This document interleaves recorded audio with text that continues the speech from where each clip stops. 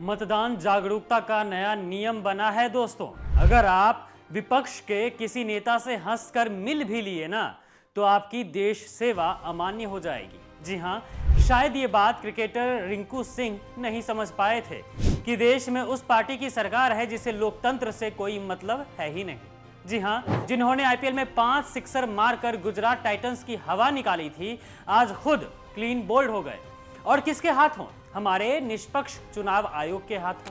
क्योंकि रिंकू ने क्रिकेट के मैदान से निकलकर प्यार का चौका मार दिया और सपा सांसद प्रिया सरोज से सगाई कर ली। अरे भाई, ये तो सियासत का स्टंप उड़ाने वाला फैसला है, लेकिन सवाल यह है कि क्या अब प्यार करना भी बीजेपी की मर्जी से होगा? चलिए इस ड्रामे को डिकोड करते हैं जरा। तो भाइयों और बहनों, राम राम। उम्मीद करते हैं कि आपके लव लाइफ पर चुनाव आयोग की नजर ना पड़े। खैर, तो बात यह है कि चुनाव आयोग ने रिंकू सिंह को वोटिंग अवेयरनेस का चेहरा बनाया था, लेकिन अब चुनाव आयोग के लिए रिंकू सिंह पक्षपाती हो गए हैं, क्योंकि उन्होंने सपा सांसद प्रिया सरोज से रिश्ता जोड़ लिया है। लेकिन यह समझ नहीं आ रहा है कि आखिर रिंकू सिंह का गुनाह क्या है। उन्होंने ना तो कोई रिश्वत ली, ना कोई फिक्सिंग की और ना ही किसी को धमकाया। उनका बस इतना सा कसूर है कि उन्होंने अपने दिल की सुनी और सपा सांसद प्रिया सरोज से सगाई की। बस इतने से में ही चुनाव आयोग की नींद उड़ गई। अरे ईसी साहब, ये तो प्यार का मामला है, इसमें राजनीतिक पक्षपात कहां से आ गया? क्या अब हर क्रिकेटर को शादी से पहले बीजेपी हेडक्वार्टर से एनओसी लेनी पड़ेगी क्या?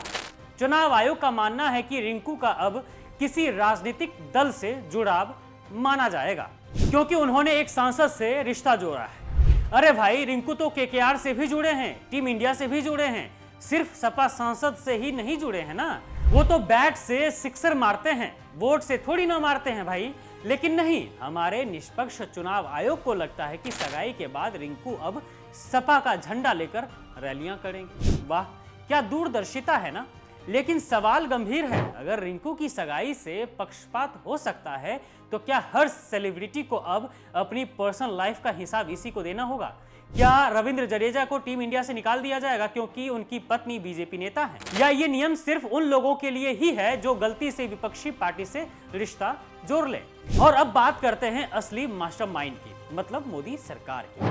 देखिए, ईसी तो बस एक मोहरा है, असली खेल तो दिल्ली के सियासी गलियारों में हो रहा है। बीजेपी को लगता है कि अगर रिंकू सिंह जैसे पॉपुलर चेहरे सपा के करीब आएंगे तो 2027 के यूपी इलेक्शन में उनका जीतने का सपना फिर से धूल चाटेगा।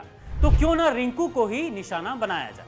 तो बन गए निशाना रिंकू सिंह। ऐसा थोड़ी ना है कि बीजेपी का ईगो सिर्फ रिंकू सिंह पर ही निकला है। मोदी का ईगो तो श्रेयस अय्यर के खिलाफ भी देखा गया था, जब उन्होंने हाथ मिलाने के लिए पहल नहीं की थी। श्रेयस अय्यर को अचानक से टीम से बाहर निकाल दिया गया। आईपीएल फ्रेंचाइजी भी उन्हें अपने टीम से निकालने लगी, जबकि वो बेहतर प्रदर्शन कर रहे थे, टीम को जीत दिला रहे थे अपनी कैप्टेंसी में। तो रिंकू सिंह कोई पहले क्रिकेट खिलाड़ी नहीं है जिनके खिलाफ बीजेपी का ईगो या फिर मोदी जी का ईगो तीर चला है।